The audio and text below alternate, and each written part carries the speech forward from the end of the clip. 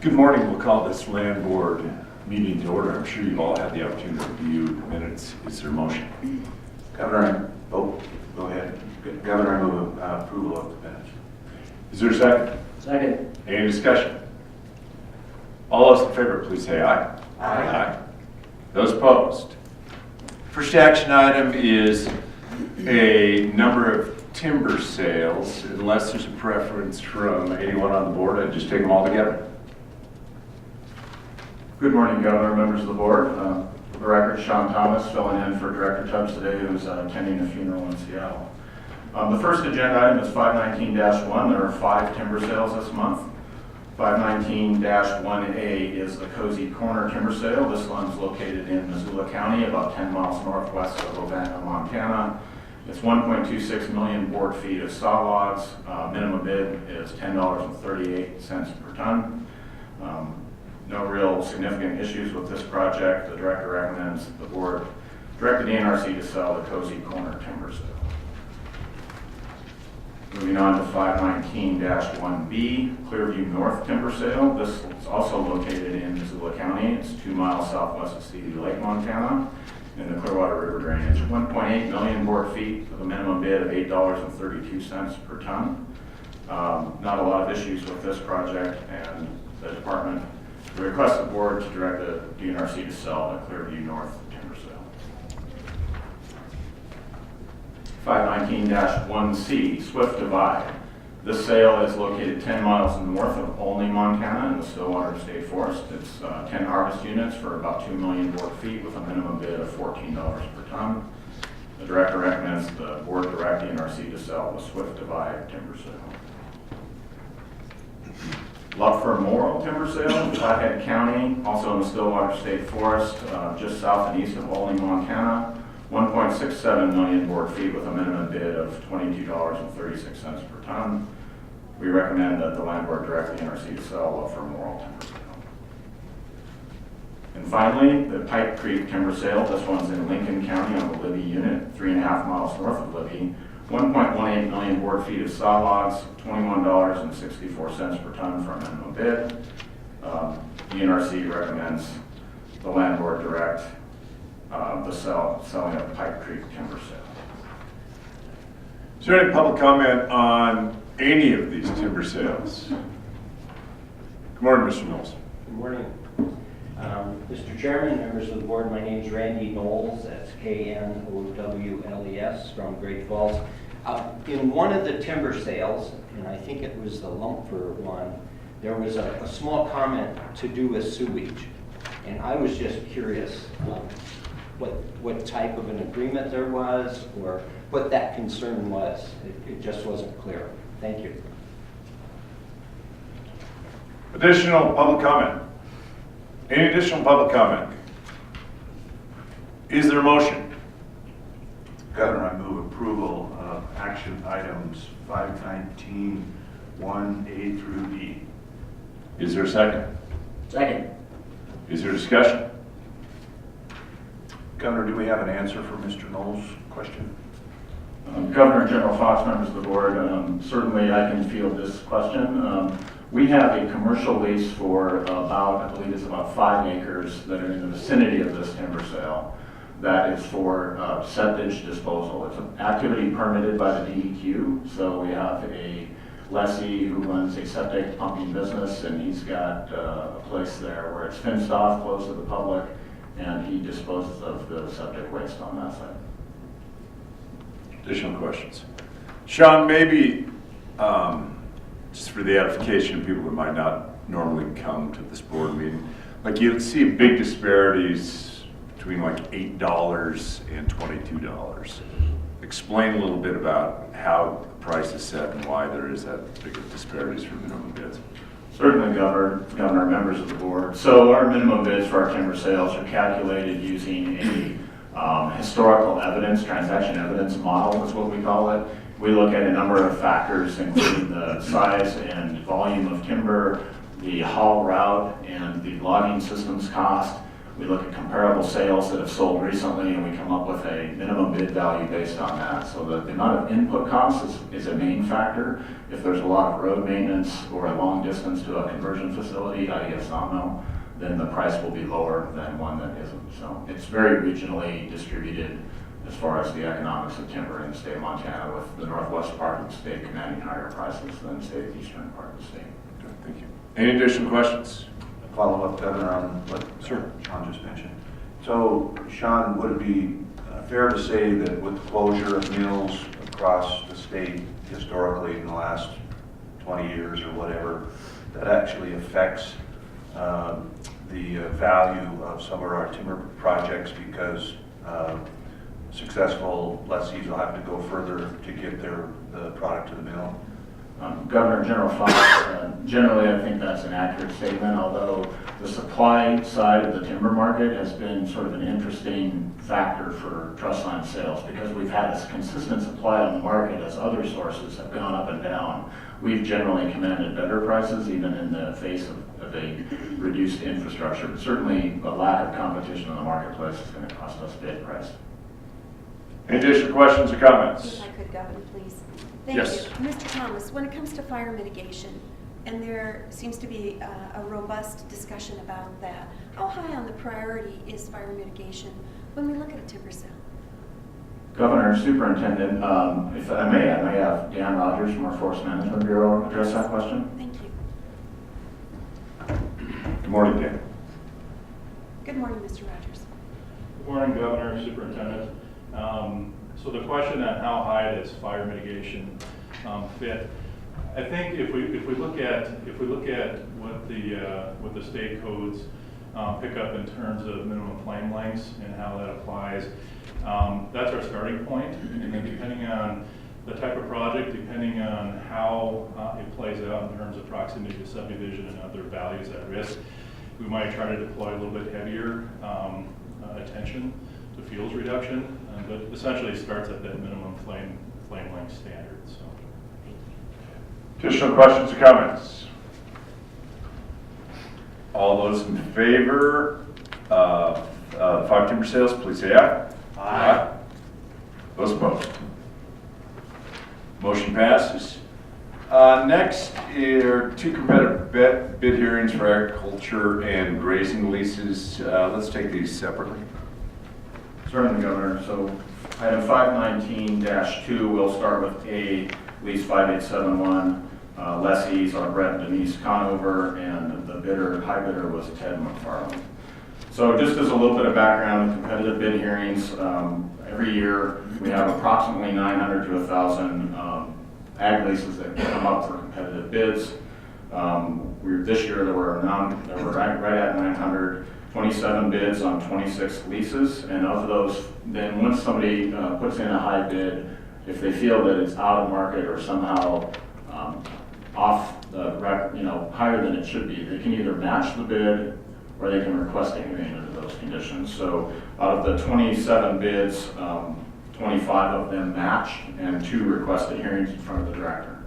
So if somebody requests that hearing, the purpose of that really is twofold. It's to determine the best qualified lessees for the upcoming 10-year lease term, and 2, to ascertain the appropriate rental rate for those leases. So lease 5871, we had the hearing to listen to the evidence, and the director ultimately recommended that the lease be reissued to the existing lessee at $15.10 for AUM for the grazing land, and a $22 flat rate cash lease per acre for the cropland.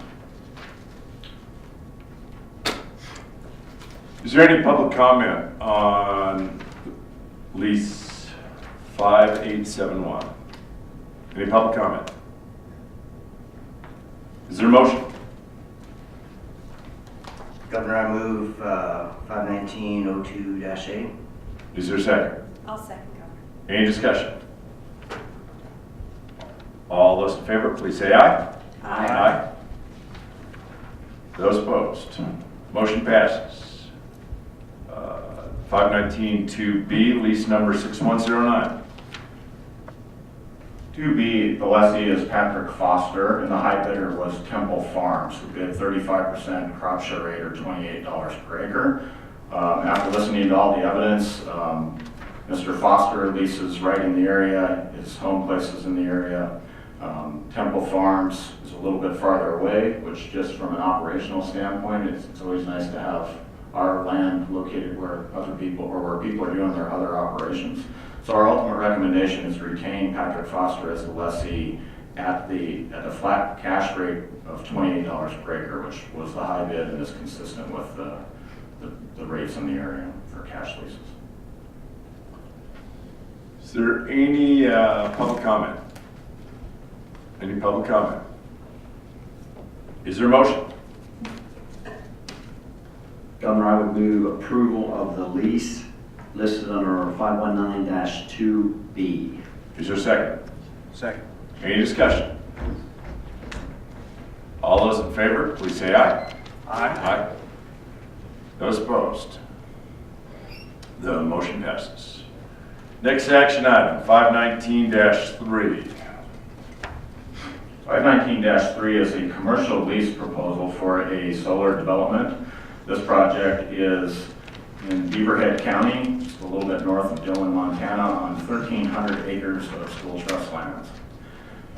This is for a large-scale utility commercial solar farm. The proponent is a company called Clean Air, and their RFP proposed a rate of $480,000 per year in rental rate at full build-out.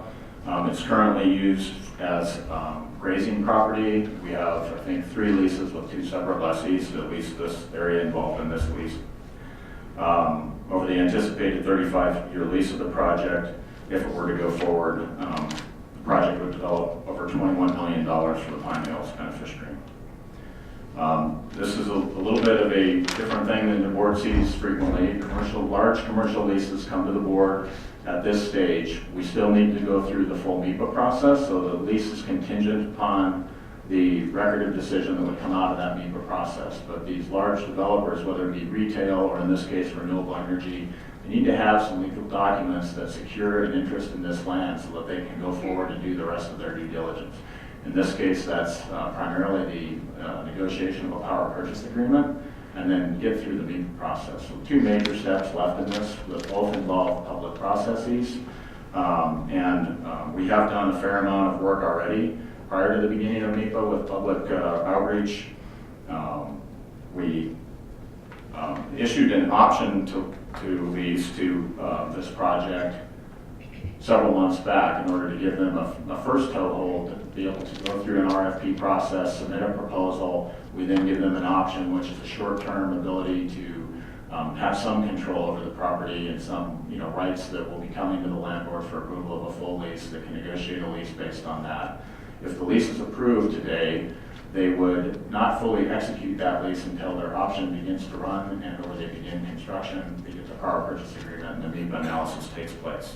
Explain how long that option is. It's a 3-year option. And then once the lease is signed, they have 3 years after that in order to get fully built out and producing power on the grid and go to the full lease rate. So potentially up to 6 years before the $480,000 a year would kick in, but it could potentially be less than that. Public process involvement, we engage directly with impacted grazing lessees, county commissioners, adjacent landowners, and local legislators with general information about this project a number of times. Upon release of the RFP, we published legal notices in the Montana Standard and the Dillon Tribune. We then hosted an open house in mid-April in Dillon and published a press release in the Montana Standard advertising the open house then in the Dillon Daily and the Dillon Tribune. We had 40 attendees at the open house. We've also created a dedicated website for this project with information to share. To date, we got some over the weekend, so your agenda is a little bit out of date, but including what we received over the weekend, we've had 92 written public comments. Of those, 3 were general inquiries, 13 were in favor of the solar development, 7 were against the development, and then 69 were form letters received in opposition. So with that, the director recommends the board approve the commercial lease of Apex Solar. I understand there are probably several people including representatives of the proponent that are here today to potentially answer questions or testify. Is there any public comment? Why don't I get a show of hands of who all wants to? Great. Public comment? Morning, Commissioner. Hey, good morning, Governor, members of the Land Board, Mike McGinley, Beaverhead County Commissioner. And this morning, I stand here representing Beaverhead County Commission and in support of approval of this lease for the Glenera Solar Farm. Let me explain a little bit on that part. Last week, a week ago today, we had a commission meeting with this item on the agenda to discuss how we were going to approach the land board on this. And naturally, when you have a project like this, you don't draw a lot of support to public meetings, but you hear a lot of the opposition or the concerns of the project. We had a room full of people today, and I'm sure you're going to hear from some of them today of concerns and concerns they have on this project, and particularly with our ag industry we have in Beaverhead County. But with that going, I think it is a job of a county commissioner to keep the economic development of a community growing and vibrant. This project is probably way out of our ballpark of businesses in Beaverhead County, but when it comes to the size of this project we're talking, I dug into the economics of what would mean financially for Beaverhead County and our school districts and the taxpayers in Beaverhead County. So through quite an analysis of the tax base of a project this big moving into Beaverhead County, it's probably way premature right now to give you exact dollar amounts how this is going to affect everything on there. But to put it into perspective, of this proposed $150 million project is approximately right now, it's about 10% of the market value of Beaverhead County right now. So we're bringing in a business that's 10 times or a tenth of the size of Beaverhead County right now. This type of a project, we've looked through it, isn't going to be a big driver with workforce in Beaverhead County. It's darn sure not going to be a big driving force with the community development piece of it, but the economic development piece is something that needs to be considered and to be looked at. I sit on the NACO board, the National Association of Counties, and the board that I sit on is community, economic, and workforce development. They put all three of those pieces in the same committee because they're usually tied together. A project this size, the economics that will come to Beaverhead County will be great, but this business is coming to town, aren't going to bring any long-term workers for Beaverhead County. It'll be the build out and then it'll be done. Community development part of it, a lot of people look at community development as water and sewer and streets and everything, but it's also a part of when you get a big business coming to town, the workforce of that, this one in particular, we're not going to get any more volunteer firemen out of this project. We're not going to get more workers to come here to belong to the Dillon JCs and that makes the real community what it is. So the piece that we're going to get is the economics of it. We're going to come in a low impact business and take the economics. Roughly, and I may tell everybody this roughly, the figure of the taxes that I had my friend Harold Blatty and I spent all weekend on proposing if this thing was in Beaverhead County this year. And what it does is roughly, the way taxes go, the county's assessed by the mills. If Beaverhead County Commissions continue to assess full mills as we do, it will bring in about $1.5 million annually into the county piece of the pie.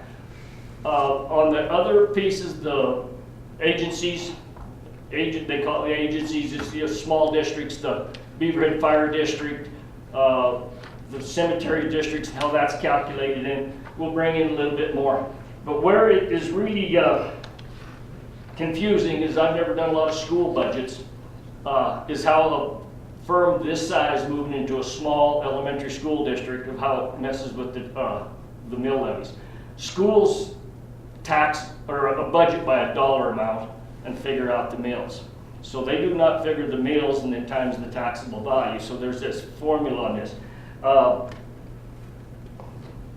And here's the numbers that we came up with last night, what happens to the Reichley School District. They currently assess 95.6 mills to fund that school. A project this size shows up into that school district, it will cut those mills for that school down under 5. So all the taxpayers of that school district, instead of paying 95 mills for their taxable value of property, will be under 5. This also affects the Culinera, which would be the big taxpayer, the reason it goes down there. So they, some of the numbers we ran before that, you know, they'd have this $5 million tax bill in Beaverhead County. With the school portion of it, they're only going to be paying for 5 mills in the school district also. To run a couple tax, and I guess the school districts, it's in the Reichley School District, but also encompass Beaverhead County High School District, which is everything that's South Beaverhead County with Lima. And the economic impact of the thing of the one landowner that's right adjacent to this proposed solar farm. I ran his tax bill, have his current tax bill, put this thing on the 19, if it was the fiscal year 19 up and running, it would cut his tax bill by from $2,100 down to $1,200. So about a $900 savings for land payers in that district. So it is a big piece of it. And so everyone else in the county, it was easiest just to grab my tax bill. I live inside the city of Dillon, so I have Dillon taxes. I have elementary taxes, which is not affected by this project. But Beaverhead County Beaverhead County High School property taxes, running through my formula on my house, would drop my tax bill by approximately $60. So it is, that will go countywide on the taxpayers on the Beaverhead County side. So we stand here in support of it to get it past this process today. And like we said in our commission meeting, is then we want to start doing the big analysis on the MEPA and exactly how they're going to get this thing placed and stuff. So it's not a blank support from the commission, but we do want this to go forward so people can start commenting on it. And I'll stand for any questions. I know it gets complicated, but I do appreciate your support. Thanks, Commissioner. Thank you. Additional public comment? Morning, Mr. Hagemeyer. Good morning, Governor, members of the commission. My name is Jim Hagenbarth, Hagenbarth. Mr. McKinley did a grand job. The Reichley School burnt down. If it wasn't for Holly Smith and my mother, there wouldn't be a school there. And my son is a chairman of the school board in Reichley. And we're probably the biggest taxpayers. Given that, I represent Hagenbarth, the Hagenbarth family, in Hagenbarth Land, Montana, a lessee impacted by the proposed solar project. Our family has been managing livestock in Beaverhead County since 1870 and has enhanced the rangeland ecology while providing economic benefit to rural communities, recreation, and wildlife habitat. These native rangelands are managed holistically, even though they are fragmented with invisible political polygons, with objectives that are often detrimental to the long-term ecology of the resource. It is from this point of view that we oppose the development of a solar project on 402 acres of state land we lease around the Apex area. Portions of these leases have been under our management for 77 and 48 years, respectively. We have developed and maintained significant improvements that enable harvest of forage off open space using a high-intensity, short-duration grazing system. It has taken our family 36 years and hundreds of thousands of dollars to enhance the grazing resource we control, and each unit adds value to the whole. Over $25,000 of improvements will be forfeited if the solar project is completed. There are 5 and 8 years left on the respective leases. With the high land values of Beaverhead County, the cost to replace these AUMs would be prohibitive based on the economics of livestock production.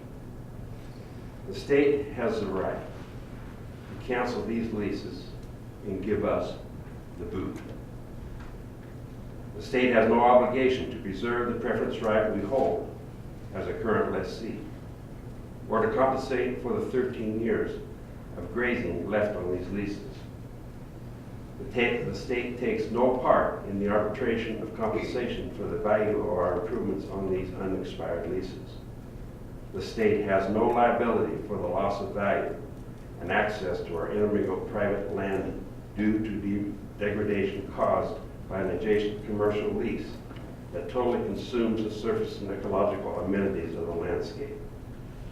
It becomes very apparent that the almighty dollar rules the roost, and any obligation of the landlord to preserve land ecology, enhanced by decades of grazing lessee management, has limited value. This is especially apparent. Often, the revenue generated only replaces general fund dollars, and the total benefit to education seldom increases. Being an obligated steward as a grazing lessee, we are very conscious of the ecological integrity and multiple use required on the state land we manage. The financial aspects of the solar lease obviously overrides the ecological and multiple use obligations of other state land lessees. Our concern is the ecological impact on the long-term vegetative and soil resources on the land being totally consumed by 1,300 acres of panels. This is a 4 to 9 inch moisture belt and a very brittle environment. There will be considerable soil disturbance in the construction and maintenance of this facility. Our decades of vegetative experience indicate that the native vegetation on these disturbed areas will be lost, and Russian wild rye or crested wheat will be the only desirable vegetation option. Weeds and cheatgrass is the other undesirable option. Solar farms are designed to capture sunlight, not to promote vegetation. If vegetation on the site is successful, mowing or grazing will be required to limit fuel loading and decrease fire risk from late summer thunderstorms and travel on the adjacent roads. Fire could cause unforeseen consequences with the heat's impact on solar panels and hazardous soil contamination, creating a massive cleanup that may not be adequately wanted. If vegetation on the developed site is minimal, we risk dust storms and dangerous conditions along the I-15 corridor, especially with the prevailing southwest wind. Who owns this liability? Who mitigates this liability? This leads to our concern regarding the long-term ecological integrity of the land when the solar farm is no longer functional. These concerns will be considered in the required EIS for this project, but it is important the land board be aware of the apparent consequences of their decision. As residents of Montana and Beaverhead County, proponents of funding education, and supporters of working landscapes, we recognize the positive economic aspects of this proposed project. Often, economic development is supported unless it impacts oneself. We recognize that someone usually incurs negative impacts with development, but feel that regulations governing revenue generation from school trust lands fails to adequately compensate long-term grazing lessees for their contribution, and that the ecological integrity of the resource is often overlooked. Thank you. Thank you, Mr. Hagebar. Additional public comment. Good morning. Please state your name, spell it if it's challenging, who you represent, or someone other than yourself. Good morning, Mr. Chair, members of the Land Board. My name is Brian Fady, last name spelled F-A-D-I-E. I'm the Clean Energy Program Director at the Montana Environmental Information Center. And we rise in support of the Land Board directing DNRC to move forward with the environmental impact analysis for this project. It's worth pointing out again that the estimated annual revenue from this project, $480,000 a year, is 200 times more than the annual revenue currently being generated by those parcels of land. And while solar produces no air pollution It produces no water pollution. The site produces no noise pollution. If you ever get a chance to stand next to a solar project, it's amazing. All you hear is the wind going by. They produce no noise. It is, of course, prudent to conduct an environmental impact analysis on this project because, like any development, the impacts are not zero. And so this would be the largest solar project in Montana if it were to be completed. Now its size, potentially 160 megawatts, that would not be an unusual size for projects around the country. It would be a very common size, but it would be the largest in Montana. And so there could be value to going through the process of conducting the environmental impact analysis, both for DNRC and any other state agency or stakeholders, just to build familiarity and understanding of these projects.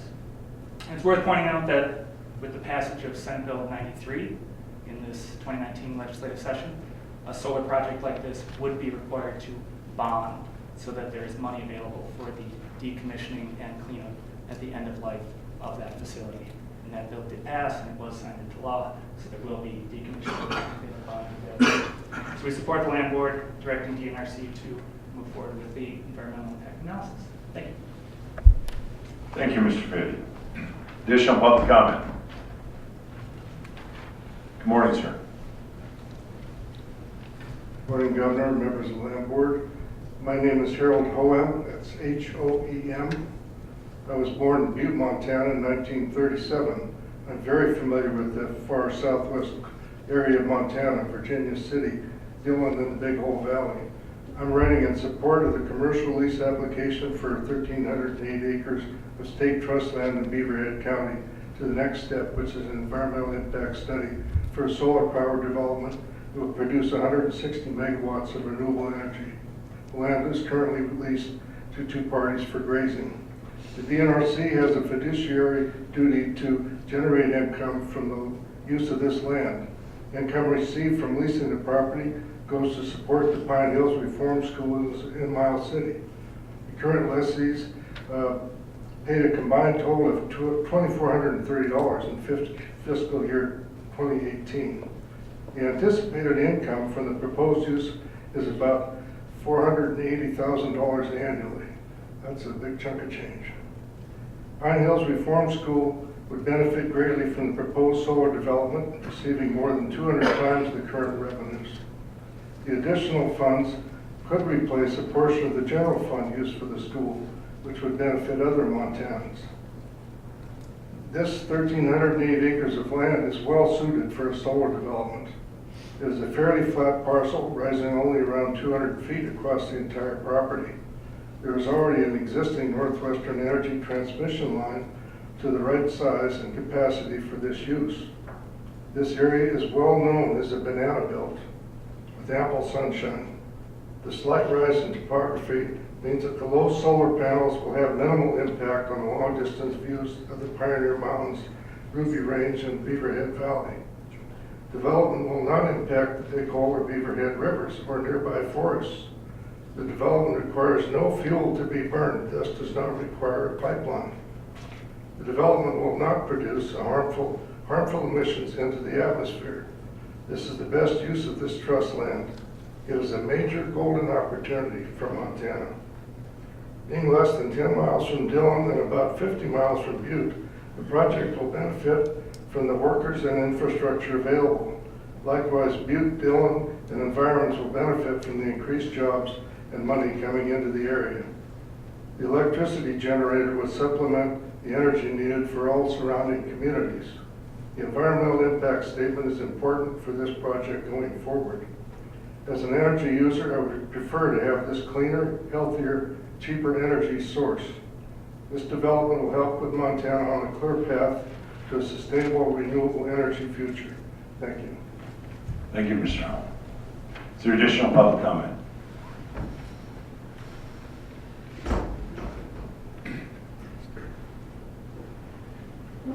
Good morning. Good morning, board members. I'm Myrna Carpita. I'm a concerned citizen in Beaverhead County. I oppose this. And ma'am, I'm sorry, if you just wouldn't mind spelling your name, just so the record will be there. Myrna C-A-R-P-I-T-A.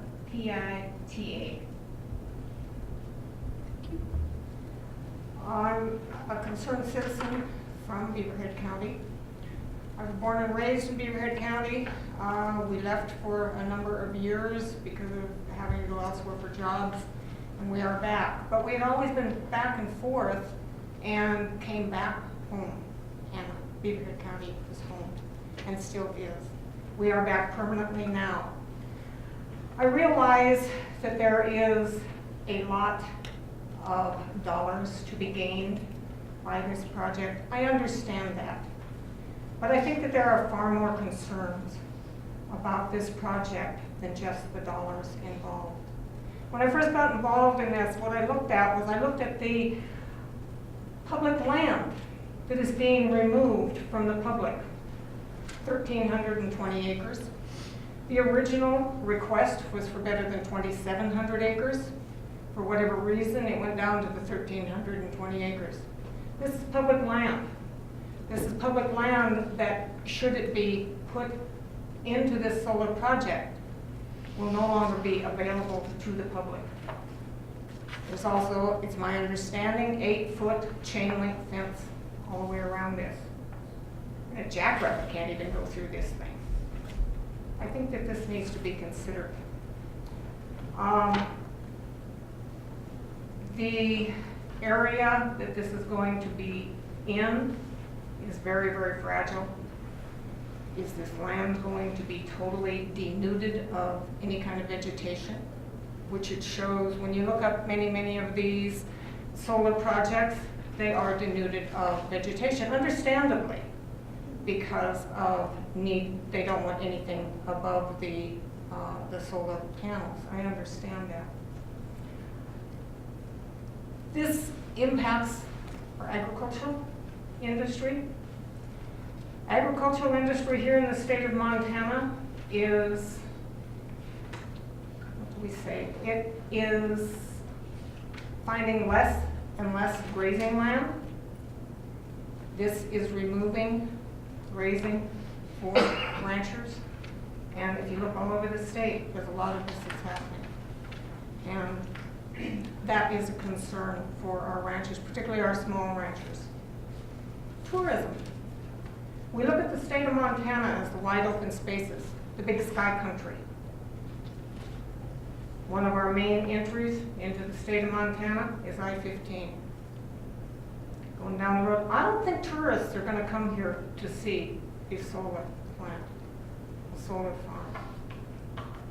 This has a visual impact for the tourism.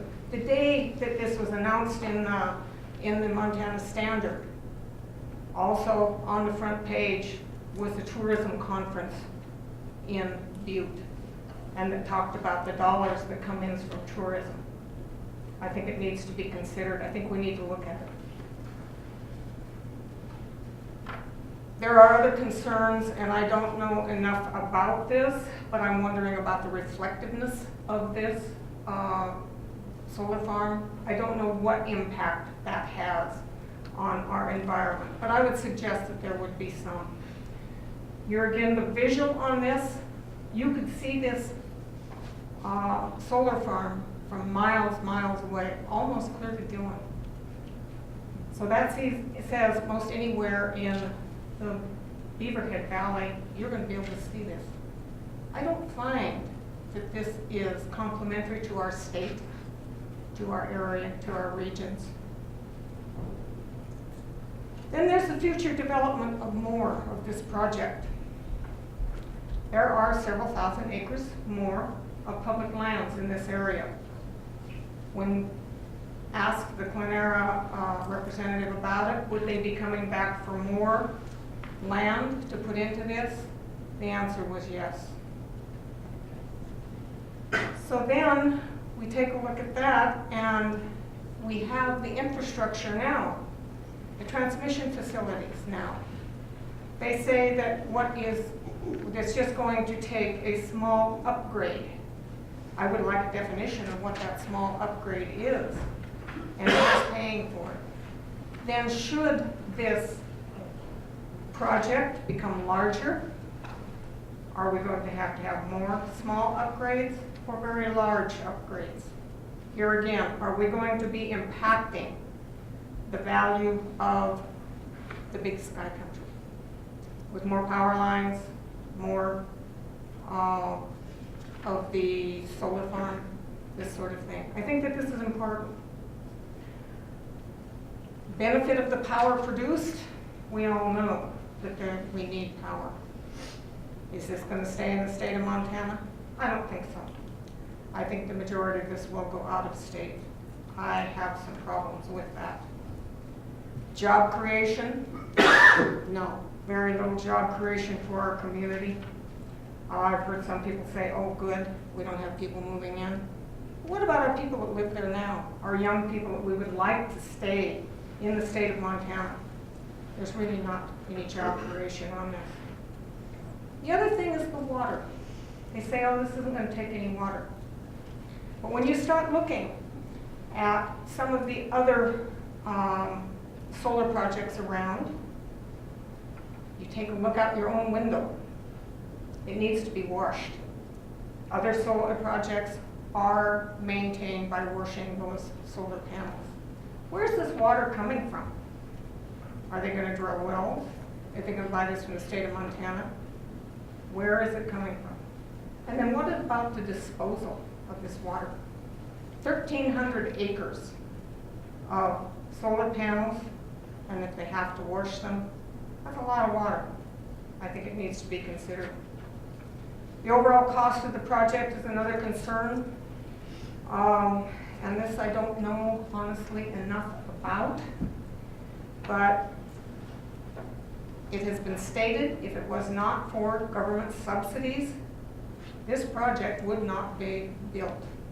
In other words, it's not viable without government subsidies. I have problems with that. Environmental assessment versus environmental impact. I would request that an environmental impact statement be done on this project. I think it needs to be looked at very, very closely for our environment, for our tourism, for our livability in the area, for all of this. I respect that you folks have a job ahead of you, and I thank you for your taking my input. Thank you. Thank you, Mrs. Carpenter. Is there additional public comment?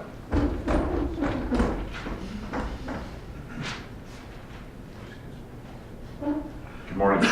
Good morning, Governor, Land Board.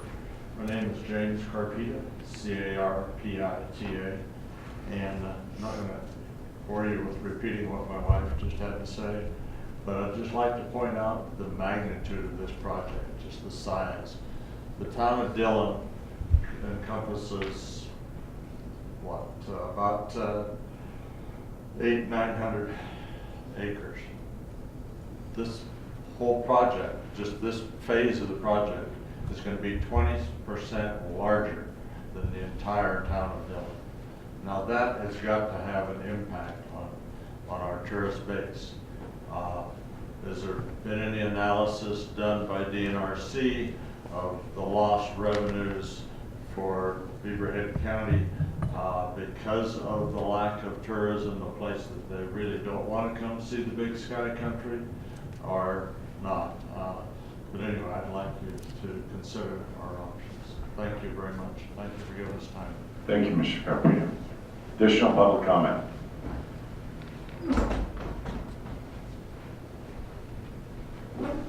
Good morning, sir. Good morning.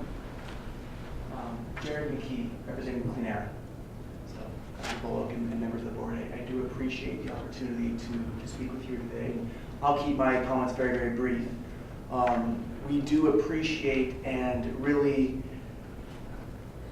enjoy the process that we've been able to go through with the DNRC and understand the vital resource that public lands are.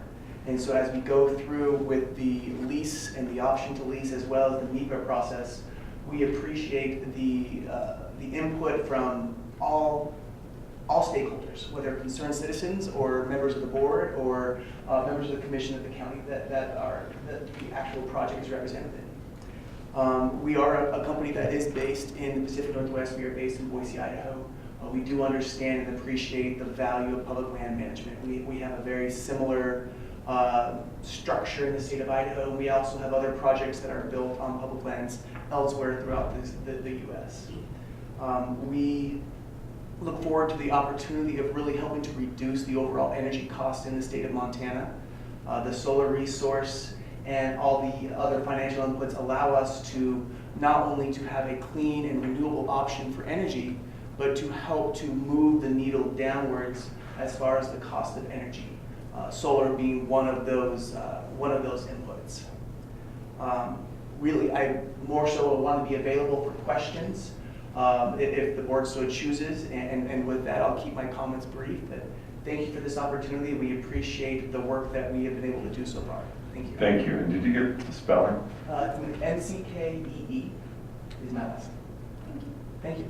Thank you. Thank you, Mr. McKee. Is there additional public comment?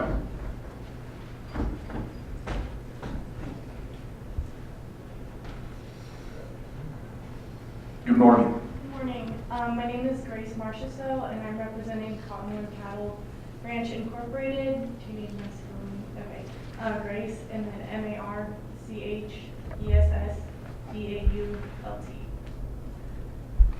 So I am in opposition of the proposal. First off, as a land soil health kind of a deal, I have a lot of concerns, as Mr. Hangebarth does. Vegetation overgrowth, obviously they're gonna have to mow it, what kind of fire prevention, dust management. Clenera has mentioned something about being here for 45 years, so I don't see grass being able to be vital if there's no nutrients going back into the soil from wildlife or domestic species.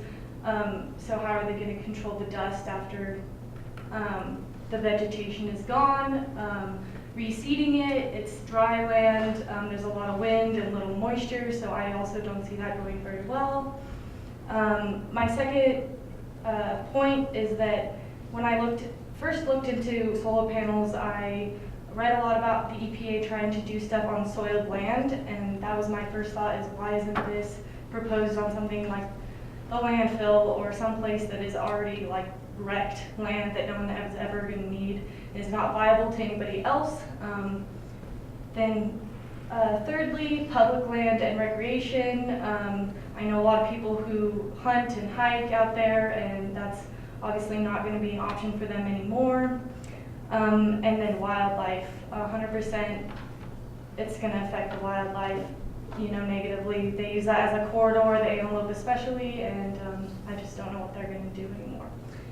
And then my second premise is coming here to represent our ranch and our livelihood.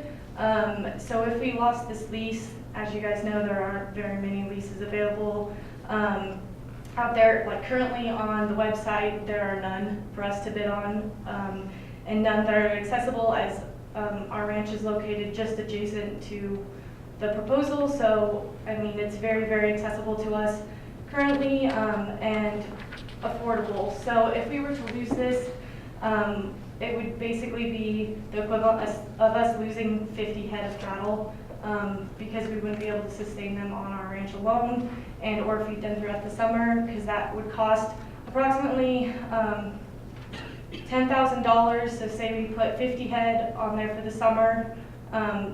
As you guys have heard, it's about $2,000. We paid $3,000 for our lease this year, so $3,000. If we were to feed them hay throughout the summer, that would be $10,000. So an expense of 3 times more is just, it's not viable for us at all. We don't have the facilities to do that anyway. And cattle ranching and cow-calf operations are extremely small margin of profit anyway. Just taking the projected cost per cow and then the CME futures market price, we're sitting at negative 12 grand this year anyway. So being able to find somewhere else for us to graze and or hay or losing our cattle. If we had to get rid of our 50 head, that would be a loss of revenue of about $42,000. And then, you know, when the tables turn and we could make money off of our cattle, we would not be able to have that income from that 50 head. So it's a huge deal to us and our viability and our livelihood, like I said, but then it's also, I would feel the same exact way if it was on somebody else's hands, as far as the land and the wildlife and the environmental economic concerns. Thank you for your time. Thank you, Ms. Marchessault. Additional public comment? Any additional public comment? Good morning. Good morning. Waller, Cheryl. What was it? Cheryl's my first name with the C. Last name W-A-L-L-A-R. Thank you. So this morning, I don't stand here in front of you board to ask that you deny this proposal. This morning, I stand in front of you to ask that you actively support Clenera to seek additional locations for the location of their project. The current location of this project is located directly across the road, Birch Creek Road, from a rural subdivision. It is approximately 100 yards from an established home with children. Those landowners are not available today because they are working, but I think they're watching live.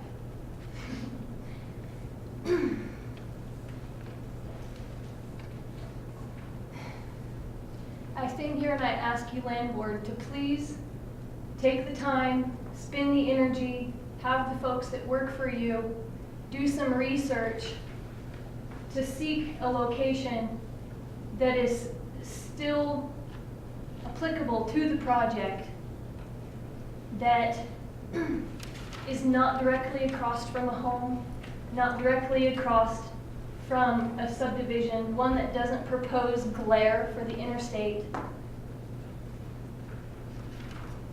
one that has less effect on local ranchers, small local ranchers at that, one that has less effect on the wildlife. I've seen many baby antelopes in the field that this proposal is in.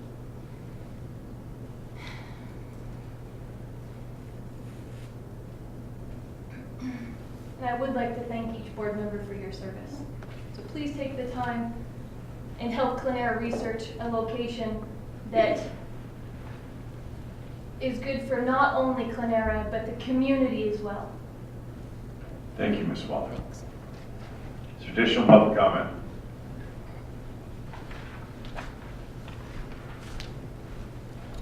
Good morning. Good morning, Governor, members of the Land Board. My name is Jay Bodner, B-O-D-N-E-R, representing the Montana Stockbrokers Association.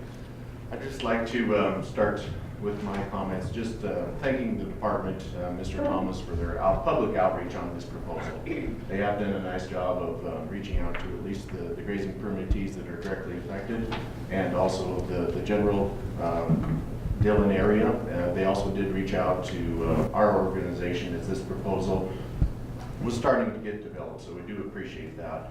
I do think it is important to recognize the current grazing lessees and their stewardship of these lands. They do take pride in it. They have done a phenomenal job of managing these lands and ensuring that the range resource has been improved through their stewardship. And I think they do bring up some legitimate issues as far as we know that the improvements, and there's a process for that, for negotiating that, but as these grazing leases and they have years left on their terms, that just ends in these type of proposals. So I think that is a legitimate issue that the grazing lessees do bring up. Lastly, I think it is important also, within the project itself, it does allow for grazing to continue as they go through the environmental analysis and this to get the build out accomplished. We do think it is important that the grazing does allow and continue through that part of the process. And then I think lastly, the preference right. Mr. Hagan brought that up in his testimony, but I think it is important for them to retain this preference right of the grazing lessee, for the grazing lessees, for both of them. as this project, if it is to move forward and if build out does occur, but then through the life of the project, if it is reclaimed, those grazing lessees would retain that preference right. So with that, I'd like to thank you, Governor, and thank the landlord. Thank you, Mr. Bodner. Good morning.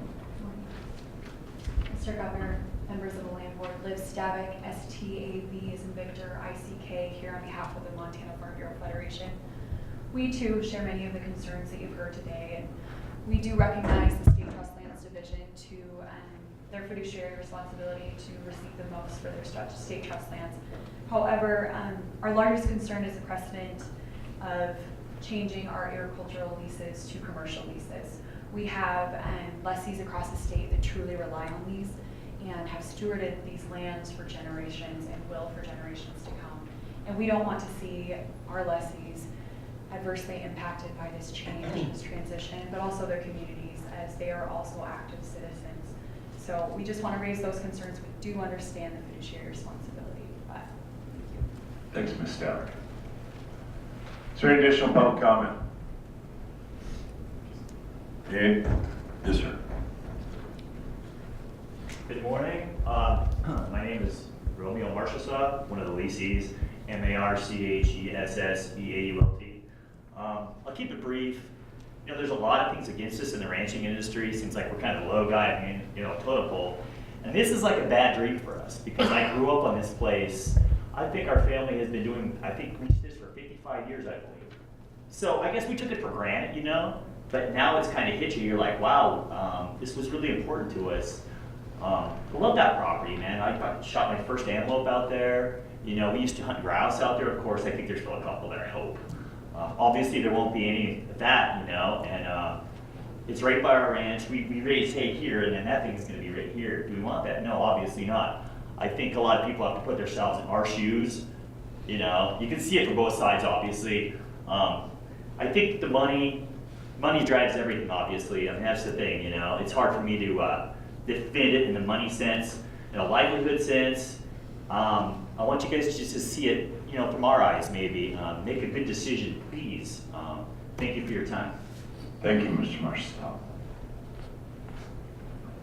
Any additional public comment? Additional public comment? Is there a motion? Governor, I move approval of action item 519-3. Is there discussion? I got a second. All right, I'm sorry. How about a second? Governor, I'll second. Discussion. Governor, if I might ask some questions of Mr. McKee from Glenera, please.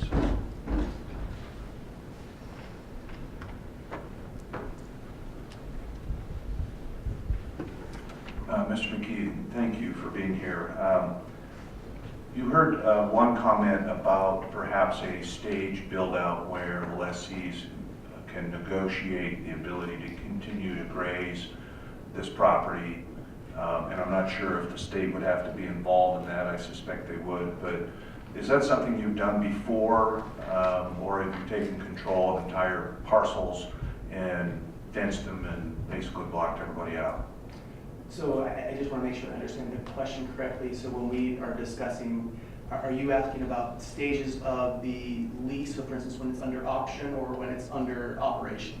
Yes, stages of construction. In other words, I don't know how long it would take to build the facilities that you're proposing, but is it feasible to continue to allow grazing from local ranchers there? So the construction build-out is typically about 12 months for a site of this size. During that build-out, you wouldn't find great opportunities to graze any portion of the property that we're considering at this point in time, the approximately 1,300 acres. So that portion of it, there will be grazing that's available beforehand. So while the project is being developed, while it's under option, while we're doing the MEPA process and also going through it and getting any sort of power purchase agreement that is required, no impaction to the current lessees will be involved. They will graze as if the option was not there. Okay. Follow up, Governor?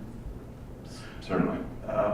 So as I understand it, there's a negotiation that goes on between your company and the current lessees with respect to the value of their lease going forward, because they do have a term yet to be completed, and perhaps improvements on the property.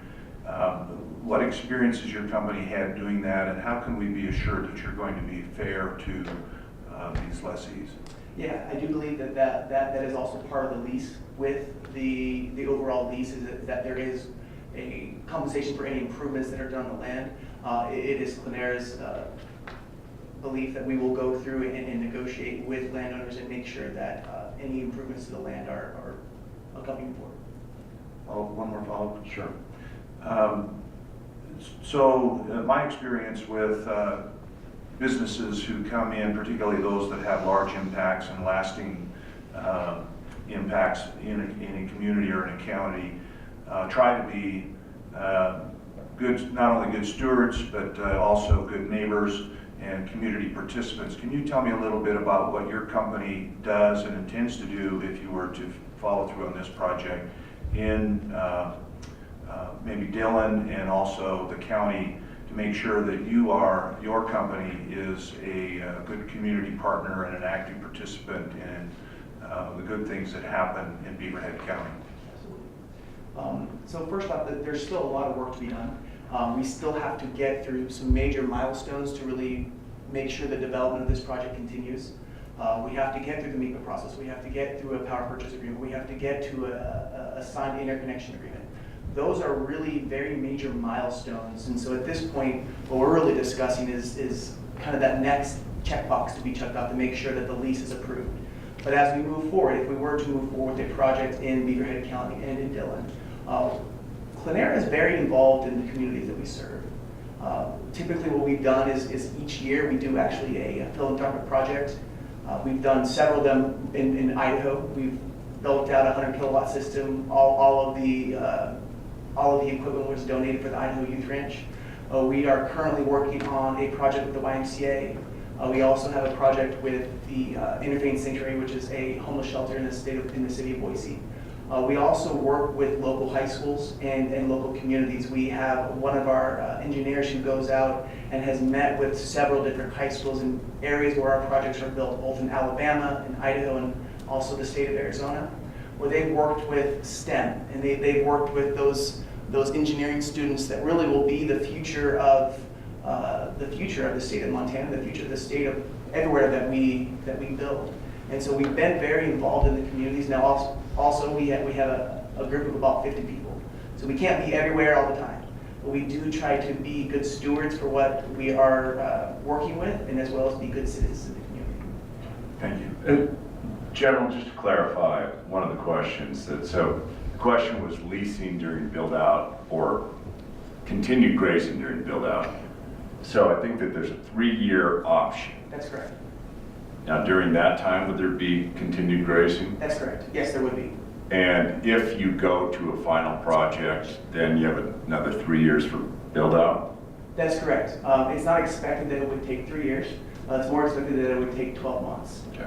For us, both from being a good neighbor and also from a financial responsibility, we have no interest in having the construction build out take longer than it should be. And arguably, if MEPA processes were completed and you had your power purchase agreement, the like, it could be shorter than 3 years on your options. That's correct. Okay. That is correct. Additional questions? Auditor Rosendale.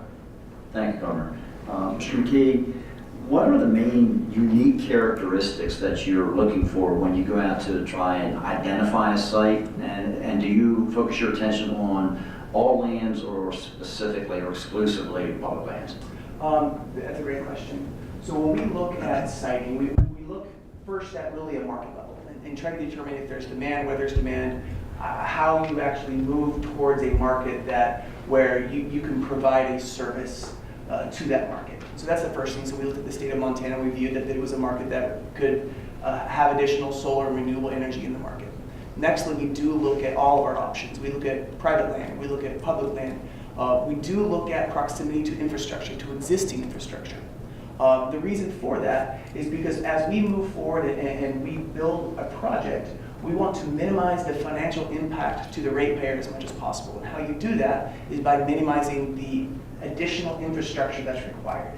And so we look at transmission lines, we look at substations, and we look at areas to where transmission upgrades will be held to a minimum. And so that's kind of our next level. And then we look and we go through a GIS process to try to contact either private landowners or public lands to really site a project. The process for public lands tends to be a little bit longer than if there's a private transaction, and that's just the nature of public lands. But we look really at both and ultimately try to find the best potential site for a project, both from an ecology standpoint and from a financial standpoint. If I could follow up one more. Please. And how long were you looking either in Montana or in that area generally before you identified this site? So we've been working in the state of Montana for almost a year and a half now. So we had looked at several different sites throughout the county and even several different sites, both public and private, within the state of Montana. Before actually settling in on the Argenta site, there were a couple other sites that we had moved away from, and we contacted, I can't remember an exact number, but we did contact quite a few private landowners as well. And Governor, if I could ask Sean Thomas a couple of questions. Sure.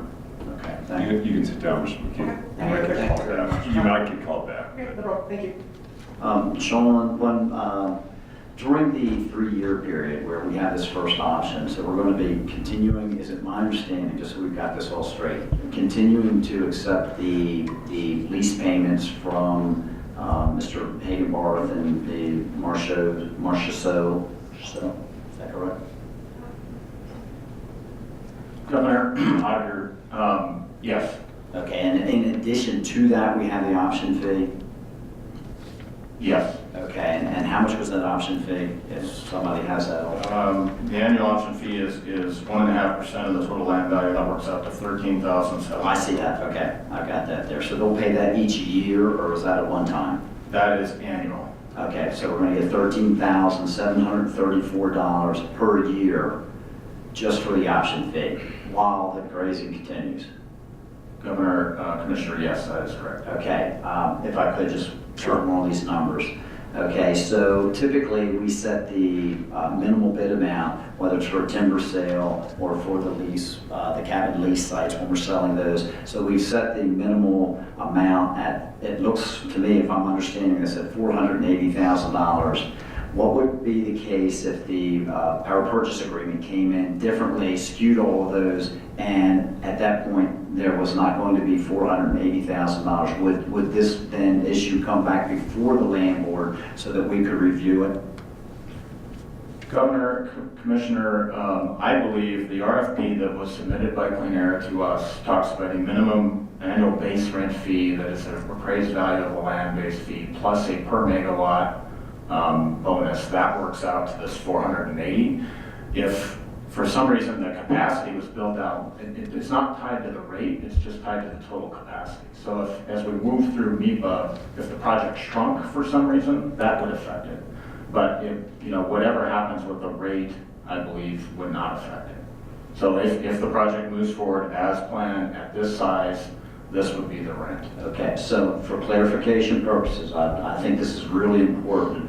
If the amount of energy that's being generated is reduced because of a difference in the purchase power agreement, then it would not, while the annual rent might be different, it would be because the amount of energy was being produced was less than what they had estimated. However, it would still be at the same rate, correct?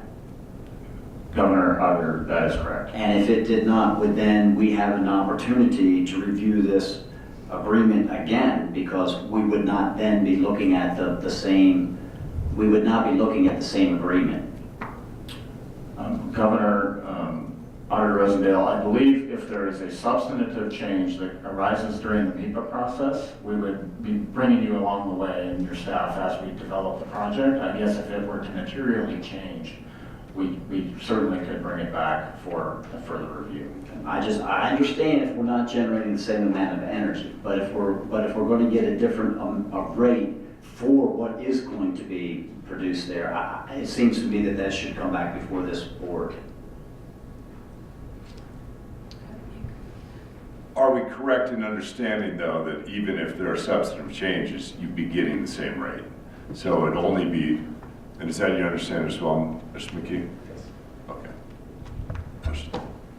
Yeah, Governor, Auditor, the rent rate should not change. I would be surprised if anything happens in this development of this project that would cause that to be different. Okay, so just two more real quick ones. The length of the agricultural lease is, if I'm not mistaken, is typically 10 years with a review each year, but it's a 10-year. Governor, Commissioner Rosendale, the leases are a 10-year cycle and they are physically inspected once during that cycle. But they review the amounts. The amounts for the agricultural lease. Governor Rosendale, yes, the amount is dictated by the beef cattle price. Correct. So the commercial leases, what's the term of those? So for this specific. Governor, Auditor Rosendale, I may have to defer that to staff. It has a term, it has a primary term, and then some reevaluation rates that are built into the lease, so it changes, I think, at 15 years. But if you need more info than that, perhaps Mike Atwood or Jess Oak from our Real Estate Bureau can answer that. Please. Mark or Jess, please.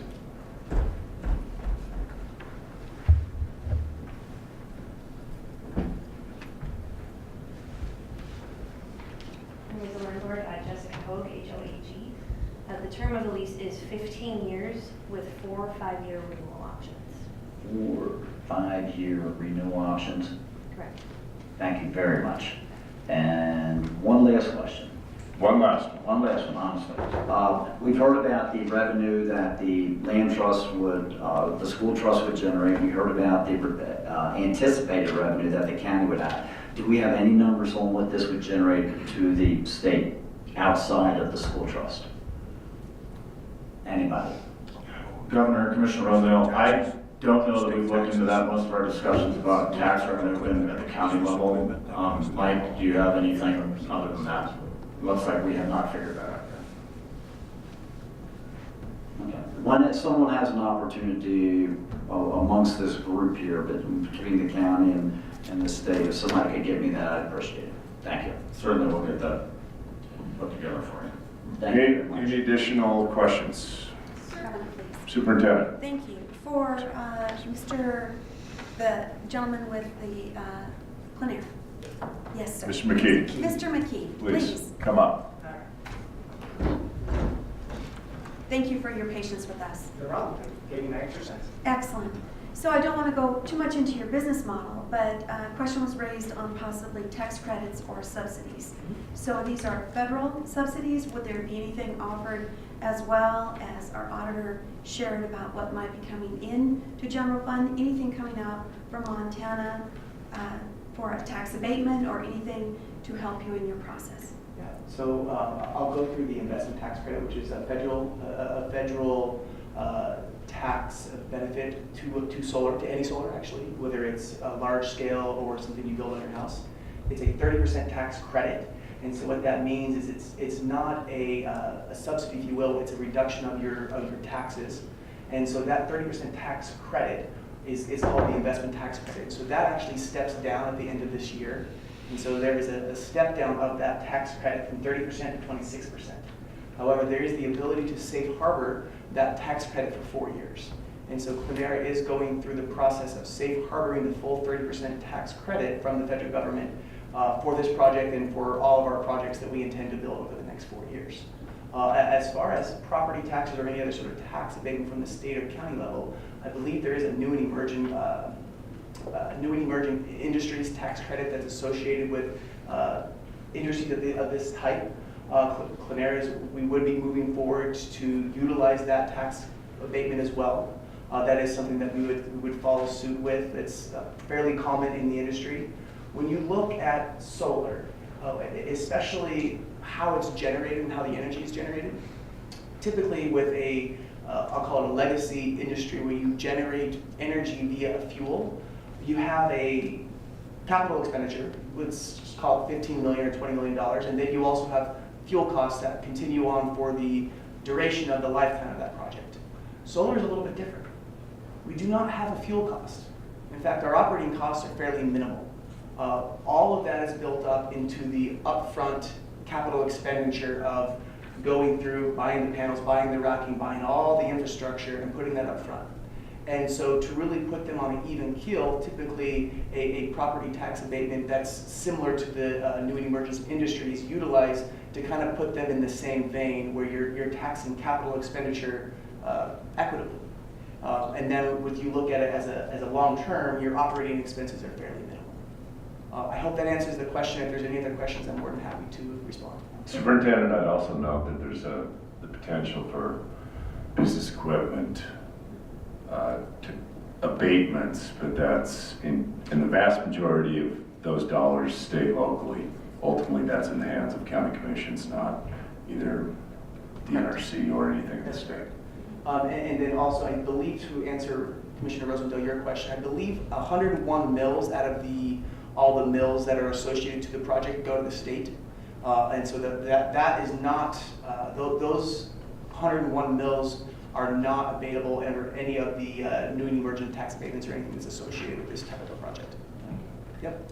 Thank you, if I could. Go ahead, Superintendent. Thank you very much. Thank you. When it comes to phases, will there be other phases that might be proposed? So we are beginning here with this acreage, but is there something else in the future? There's not really something at this time. I can't say that it's a definitive standpoint to where there would never be a second phase, but at this point in time, this land lease is for the 1,300 acres that we're discussing, and Clenera has no intentions at this time to move forward with the phase 2 of the project. Thank you. Any additional questions? Secretary of State. For Mr. McKee. Clenera is a relatively brand new company, 6 years old, rapidly expanding across multiple states. This is the first project proposed in Montana. Correct. Why are you organized as a limited liability corporation for an entity so large? Yeah, that is an organization that is very similar to many of the solar developers that are out there. We work with several investors that actually invest directly into our projects. Clenera operates with little to no debt in all of our projects. We have a direct investment model to really where we don't have construction or long-term operating debt. That allows us to be a very safe and flexible company to where we don't have heavy burdens of debt financing falling down on us. So you're not largely liable? So to get deeper into that, typically each project will have a limited liability corporation associated with it, and so that will then move upwards to our investors. So, Governor, Mr. Chairman, so you have limited liability, rapid expansion, you have private investors that it operates as a for-profit corporation. That's correct. So when you speak of maximizing the benefit to the utility, I guess I was just trying to understand how that works here. Sure. Again, a limited liability entity that's expanded rapidly across mostly the West. Limited liability to yourself, answering to investors for profit, but at the same time saying this is, you're maximizing benefit to the utility. Could you speak to that? Absolutely. So how we maximize benefits to the utility and also to the state and all the other stakeholders that are there are really through the process of going through agreements like this. We take a lot of time and a lot of energy to really understand the contractual agreements we go into. That's why this process has taken a little while with the state to go through this lease process, as well as in power purchase agreement that we would go into with the utilities. It takes a long time, and we take those very seriously because really between us and all of our stakeholders, those contracts are extremely important, and they really hold us accountable to the things that we agree to, and they hold the utility or the state or whoever else accountable to the comments that they would agree to. Going through that contractual process allows us to live up to the things that we stated that we would do. To maximize the benefit to the utility is us providing a low-cost renewable resource that will help the ratepayers of Montana to be able to reduce their overall energy costs. Further question. Most of, right on your website, I was just looking, you talk about the size, the ideal size of your projects is between 200 or 20 and 1,000 acres or more. So this is a larger project than even you suggest the ideal size. Given that the town of Dillon is 4,200 people, a really small area, I'm guessing even the county commissioners would recognize, I don't know the answer, 160 megawatts is a lot of energy. If as the commissioner testified, it's not going to really create a lot of jobs, why this big and why located in this location versus somewhere out in the middle of somewhere? Because several people have talked about the eyesore components of a big solar field. Why put it right next to this little town? Why is it bigger than you even say the ideal size on your own site? So the evolution of solar has changed a little bit over the last 4 or 5 years. Where we see projects continuing to be built at is anywhere between 50 to 300 megawatts. And so we have projects right now. We have a 200 megawatt facility being built in California, a 300 megawatt facility being built in Nevada. We are in agreements or negotiations on another 300 megawatt facility in the desert Southwest. And so really where we see that ideal size is really dependent upon the market and dependent upon what's required from an economies of scale standpoint. The larger you go, the lower price you can deliver to a utility. When we do look at siting, we did, and I think Commissioner Rosendale, I think it was your question. When we look at siting, we look for transmission infrastructure that will be able to have the capacity injected into it with limited transmission upgrades. And so that is something that we're very aware of, that we look for these spots where you can inject power and not have additional investments either from the utility or from the project itself, because if you have additional investments into the project, ultimately that's passed on to the consumer. But Mr. Chairman, Mr. McKee, you currently have no projects that are operational that are this large, isn't that correct? We have I have to go through my category. We have a 100 megawatt facility that was just built this year. We have a 200 megawatt facility that will be going operational in the next couple of months. So that's a 200. So that yeah, according to your site, the answer is no. Well, let him answer the question. Well, it's on his site. I mean, it's basically saying that there is no fields, or governor, that are operational this size. And instead of stumping with the question, because he's saying it will be operational. I'm trying to get a sense of why we have a field this big next to a town of 4,200 people. Sure. I think he said, and that's not, I don't care either way, but I think he said he has a 200.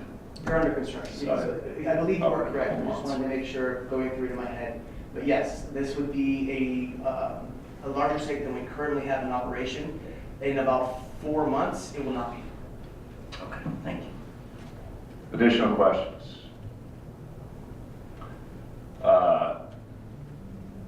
Director Thomas, one of the things that Mr. Hagerbarth and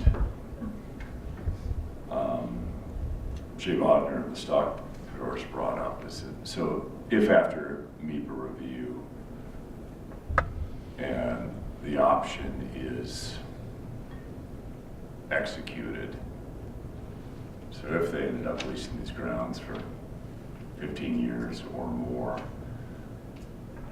you have an operation that's been in the valley since 1870. The question was brought up about preference rights. Certainly, Governor.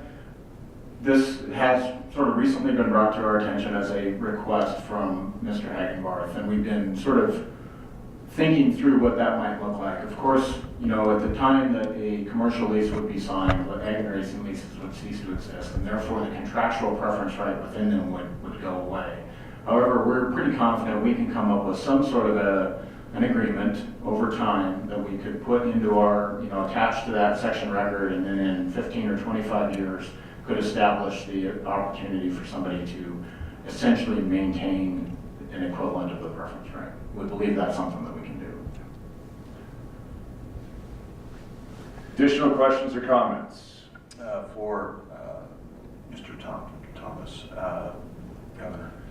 So there was several things said today that I wanted to clarify. One of which was the precedential effect of converting this property from a grazing lease to a commercial lease.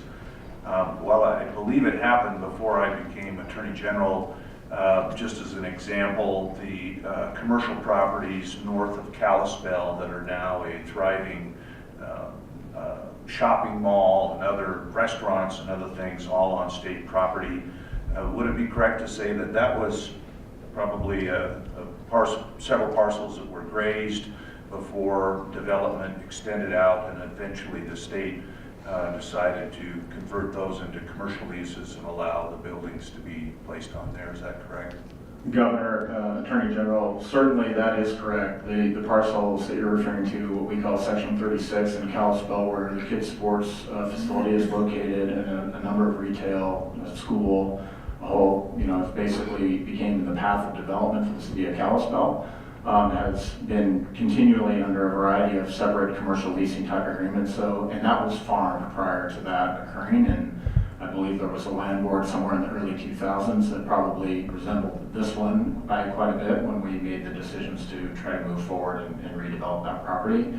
A number of places around the state where this occurs as well. However, I just would add that they are infrequent. We're not out beating the bushes, so to speak, looking for ag and grazing leases to convert to some other use. But certain opportunities come along, and as a business decision, I think the decision before the board today is, to continue to move forward and do due diligence to vet this project and allow the proponent to do their due diligence to vet the project. So that's what we're asking for support with today.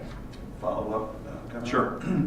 At least one of the individuals that testified urged the board to require an EIS, and I understand, rather than an EA, environmental assessment. And as I understand it, in fact, that is the commitment, is to do a full-blown EIS. And many of the concerns that we've heard today about wildlife corridors, weed growth, various other things, it's my understanding that will be, many of those, if not all of them, will be considered in the EIS process. Can you, in a nutshell, without taking too much time, confirm that that is in fact the case? Governor General Fox, the shortest answer would be yes, that is the case. We have committed in a couple of different venues, the public meeting, to doing an EIS in this case. Of course, under the MIPA process, the issues tend to drive the decisions of what level of analysis is required. But early on, just with the initial outreach and public scoping we've gotten, we realized that several of these issues, the aesthetics, for example, of 1,300 acres of solar panels, in an EA we would have to be able to reach a decision, the ability to mitigate those impacts. And it may be that impact simply can't be mitigated. The fact that it will be closed to recreation is probably an impact that can't be directly mitigated.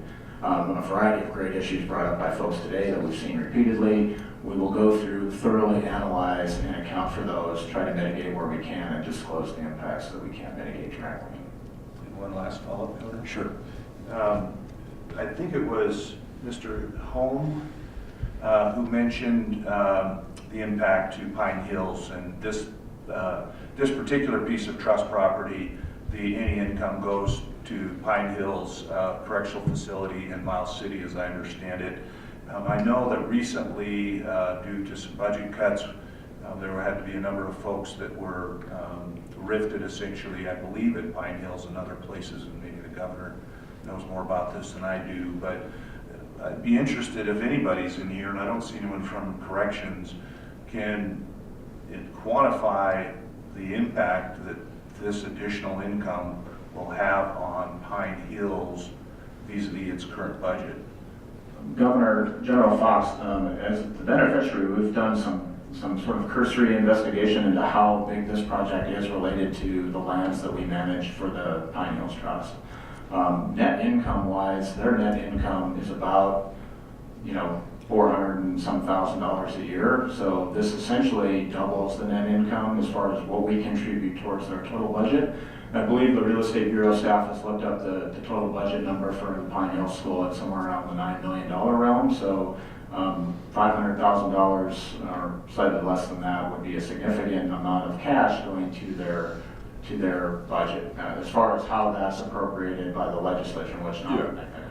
But to be clear, ultimately, even though it's dedicated toward Pine Hills, it still requires legislative appropriation so they can take it from other things. They're having changes in Pine Hills. It's less about the budget. It's actually about who all is there and declining numbers of juveniles. So we've been making some changes around that. Thank you. Last question. Sure. Governor, for Commissioner McGinley, Mike.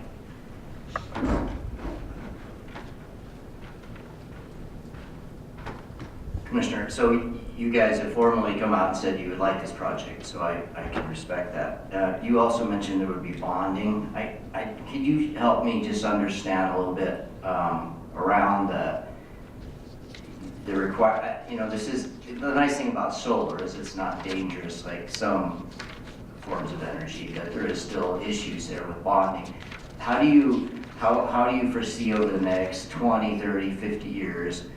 Are you going to maintain that there's a bond this entire time with an LLC? What happens if the LLC is dissolved?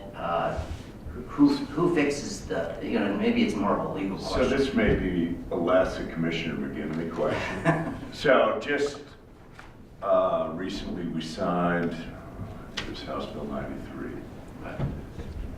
Other power producers have to have a bond at the back end if they disappeared along the way or at the end of their time to do any reclamation and cleanup. Solar was just added this legislative session as a requirement too. I don't remember the details of how the bond dollars are set and the like, but I don't know if you know, Sean. Governor Secretary Stapleton, so that there's a bonding clause in our contract. I believe they actually sort of used what we have done in the past with other renewable projects to create some of the statute around this, but the agency responsible for figuring out what the bond needs to be and implementation of that would be the DEQ.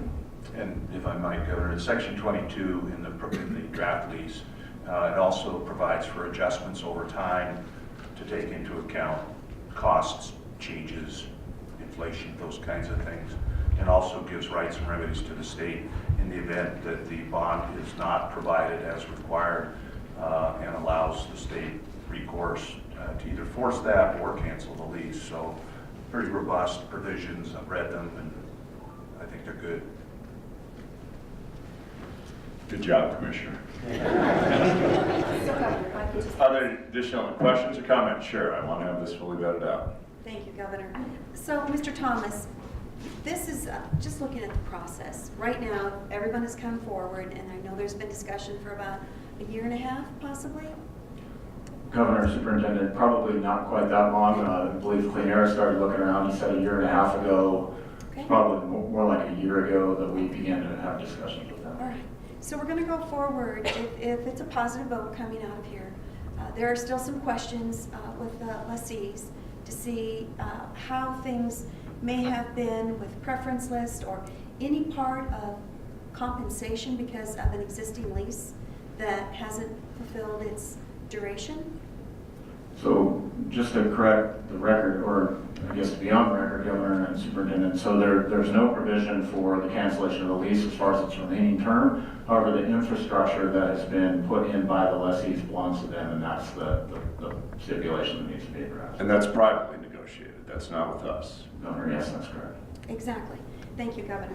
And so, Mr. Thomas, then going forward, we're going to have an environmental impact statement. If something comes out of that that's awry, that makes us move differently, and we have made that determination as of today, would there be a possibility of this coming back in front of the land board if indeed the scope of the project has changed, whether it has gone for an adaptation that's larger or smaller, whether we have more conversations along the way with landowners, or if the commissioners realize that there might be some avenue that might be different? Will this be coming in front of the land board to show us along the way that there has been a deviation from what we are looking at today? Governor, Superintendent Arntzen, I believe the short answer is no. The proponents are, with the approval of the board today, they have a lease agreement that will be in place. If we were to make any substantive changes to that lease, then perhaps we would come to the board. As far as the project development itself, we would provide informational updates to the board and your staff all along the way. But the agreement that the board approves today is the agreement that then Clean Air would have to go forward to solidify all of the other negotiations that they need to do as a private company. And this is much the same way that it works when we do an oil and gas lease development, for example. The board approves the issuance of those leases, and then there's subsequent processes for MEPA, et cetera, down the road before the actual activity would take place. If there are substantive changes to the lease, big changes to the lease, then they'd have to bring it back. But otherwise, once you do this, they go forward, they do the EIS, folks could litigate on that, they could do whatever, but they don't come back to us again. Thank you, Governor. The word substantive just kind of is a concern, wanting to know what that does mean. I don't know what that means for the lessees or for the company itself or for the state of Montana in regard to Pine Hills or anything dealing with our public lands. Governor, Superintendent, I believe that the lease as agreed upon today is the lease document that's likely to be in place along the way. In the realm of possibilities, there could perhaps be some substantive change. I wouldn't anticipate that. Normally we put these forward, whether it's an oil and gas lease or whatever. Once it's signed, that's the binding contractual agreement that we'll go forward from there. Thank you, Mr. Thomas. If I might, Governor, typically substantive in a legal sense means a change in the term, length of time, change in the cost or remuneration, or a change in the overall size of the project. Thank you, General. So with that, Governor, if I could, Please. if any of those changes occur, I would like it brought back to the land board's attention, because understanding, again, this is public lands, understanding that the money is important for Pine Hills or for any of our schools, trusts that are affected by it, but important to agriculture as much as to the historic lessees that are here at this point. So if we could have that, and I don't know what that would mean, but at the next land board or in the next future, if Mr. Atwood could bring this forward with you, Mr. Thomas, or Mr. Tubbs, I would be appreciative. Yeah, I think if there's a substantive change in the lease, it would be back. Okay, thank you. Are there additional questions or comments? Governor, one last one. While the MEPA process, I think, is designed to take into account many of the factors that have been brought up, not only today, but in public comment, the fact remains that the overarching responsibility of the board under the Constitution and state law has to do with maximizing long-term income to the trust. In this case, it's the Pine Hills Trust. There are other factors we consider, but generally speaking, that's the priority that we have under the Constitution. Right, wrong, or indifferent, it comes into play frequently in the decisions the board makes. It is, to some, aspect, it's a constraining responsibility, if you will, which isn't to say that this project won't be very thoroughly vetted. And I have every confidence that the state agencies involved will make sure that the EIS is thorough, and that if there are any alternatives that are a better alternative, up to and including no action, that in fact will be considered. Any additional comments? Sure. Thank you, Governor. I would ask that the current lessees, as we go through this process, if they see any major problems with the mitigation that takes place with, if in forward it does go forward, the project goes forward, that we could address either through rule at the NRC, or it would require legislative action I personally would like to hear back from you in regards to that, so that we can make sure that that process is taken care of going forward. I recognize the time, the labor, and the financial investments that have been taking place on rangelands over the decades, and I appreciate those investments. I want to make sure that we, if the project goes forward, make sure that the folks that are on the land now are made whole. Thank you. Additional comments? I guess I'd only add that, you know, this board leases about 5.2 million acres of public lands, and we do it for timber, we do it for mineral, oil, natural gas, resource development, for commercial development, for agriculture, and as governor, I certainly don't know all of our lessees, but I will say, and I've had the opportunity to work with Mr. Hagenbarth, and fundamentally that it's one of, from my perspective, one of the best stewards of our lands in the state. Someone that also, both in terms of conservation, in terms of working landscapes, and in terms of investing time and energy, not just on your lands, but to the greater communities. I haven't had the chance to work with you all as the Marchessaults. As the Attorney General mentioned, we do have a fiduciary duty to maximize the value of the trust.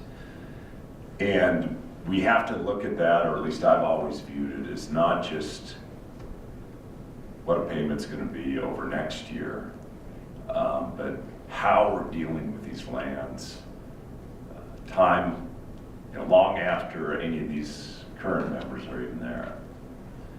And it does take into a lot of things and a lot of considerations. And I recognize the value of an operation that's been here since 1870, before we were a state. And that, candidly, is, you know, one of the more challenging pieces of all of this from where I sit. But I also see the revenues and the opportunities, and with the hope, and I ask the department, if this does go forward after full MEPA and EIS and after the option is there, and if this does go forward, that we do figure out a way that after this is gone, that there is a preference right that continues, because what's been a significant contributor to not just the valley, but our entire state since the 1870s, I think for the benefit of our state, it'll be there hundreds of years, certainly after we're there. And with that, I'm going to end up voting for it. All those in favor, please say aye. Aye. Aye. Those opposed? Motion passes. I'm going to take executive privilege and just take a 5-minute break, since this has been a fairly long meeting. So we'll go back on at 10:50. Call this meeting back to order. We'll now go to the next action item, which is preliminary approval for sale of a number of land banking parcels.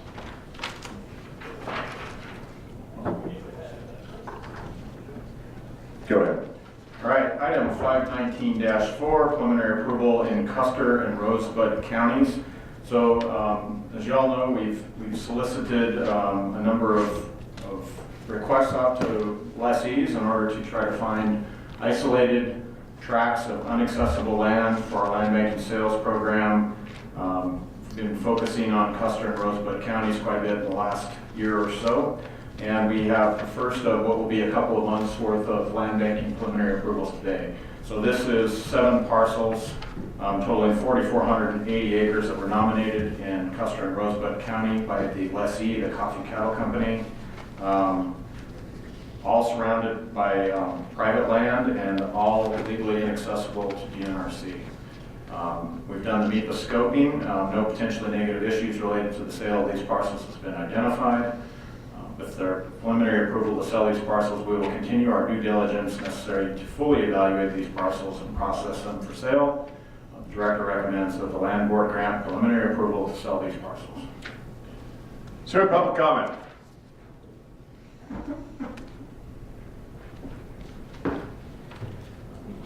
Mr. Chairman, members of the Land Board, my name is Randy Knowles, Knowles, from Great Falls. I gave a quick look, and it looks like sale number 1049 and 1050 are connected by BLM land, and it also appears that BLM land is accessible from a county or a state highway. And I will tell you that BLM is much friendlier to people that need to use four-wheeled transportation for their hunting than the DNRC is. And so for that reason, those at least need a more serious look at. And then I take exception with the comment that was in the report that these are inaccessible lands. These lands should be fully accessible. Everyone in Montana has the right to access their land, and that includes the Land Board. And the beneficiaries of the Land Board should be allowed to access their public land. Now, we will hear today of several sales of easements, but we will not hear of any purchases. It's a one-way street, and it's just not fair. Additional public comment. Is there a motion? Governor, I move approval of action item 519-4. Is there a second? Second. Discussion. All those in favor say aye. Aye. Aye. Those opposed? Motion passes. 519-5, final approval for sale of land banking parcels. All right, 519-5, these are final approval for sale of 3 smaller parcels in Teton County. Trust revenue from these would be $130,000. The nominator was the lessee, the Miller Colony. We've seen these parcels now at the Land Board twice before, set minimum bid. We held the auction, and there were no competitive bids, so each parcel at $52,000 for 1044, 1045, and $26,000 for parcel 1046. The Director recommends final approval of these sales. Any public comment? Is there a motion? Governor, I would move final approval of the sale described in item number 519-5. Is there a second? Second. Any discussion? All those in favor, please signify by saying aye. Aye. Those opposed? Motion passes. 519-6, disclaimer of interest. Governor, item 519-6 is a disclaimer of interest for a public park parcel in Ennis, Montana. The board has seen disclaimers of interest from time to time, usually related to questions of land title pertaining to navigable rivers or something like that. So we were approached recently by the community of Ennis trying to figure out what the title situation was to a parcel of land that was basically gifted to the town of Ennis by this family way back in 1931. She wished to create a park for the benefit from the homestead lot. However, Ennis was not an incorporated town and had no form of local government that could take ownership and responsibility for such a park. So in her last will and testament, she devised this gift to the state of Montana. The town of Ennis was then later incorporated in 1956, but they never followed through with a transfer of this to which her original obvious intent was to get it to the town itself. For some reason or the other, it surfaced in some sort of a title search, and the city approached us to find out whether or not it was land that we had an interest in and what we needed to do to help facilitate this transfer. We did a thorough review of land board minutes from 1931 through 1946. We could not find any action by the landlord to either accept or take ownership of the donation to the park. And because the park was neither accepted by the landlord, nor did the landlord have management or control authority in the original document that gifted it to the quote-unquote state of Montana, the legal conclusion our attorneys have drawn is that the park is not state trust land. So to allow the town to claim ownership and control the park and continue with what their plans are there, we concluded that a disclaimer of interest would be an appropriate way to resolve this issue on behalf of the town. So we recommend approval of the disclaimer of interest for the Innis Public Park. Any public comment? Public comment. Is there a motion? Governor, I move approval of action item 519-6. Is there a second? I'll second. Any discussion? Seeing none, all those in favor, please signify by saying aye. Aye. Those opposed? Motion passes. Last action item is easements. Unless there's objection, I'll take them together. Right, Governor, members of the board, the easement package, item 519-7 this month, locations in Broadwater, Choteau, Gallatin, Jefferson, Judith Basin, Madison, Park, Phillips, and Prairie counties. Benefit the Capitol buildings, common schools, and public land trust navigable water. You see trust revenue there broken out by those three entities.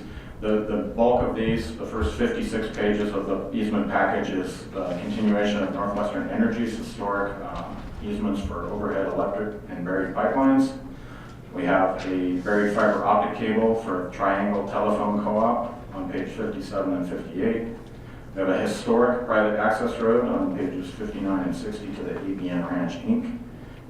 Buried telecommunications cable on 61 and 62 to Triangle Telephone, and Mid Rivers Telephone on page 63 to 73 for buried fiber optic cables.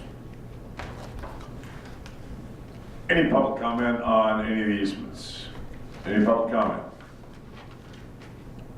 Is there a motion? Governor, I move approval of the easements listed under item number 519-7. Is there a second? Second. Any discussion? All those in favor, please say aye. Aye. Those opposed? Motion passes. Now is the time for public comment for items that were not otherwise on the agenda. Is there any public comment? Mr. Chairman and members of the Land Board, my name is Randy Knowles from Great Falls. I have 4 points. The first one is Commissioner Rosendale, you and I had a discussion several months ago about whether sportsmen would pay more money to secure the leases on public land.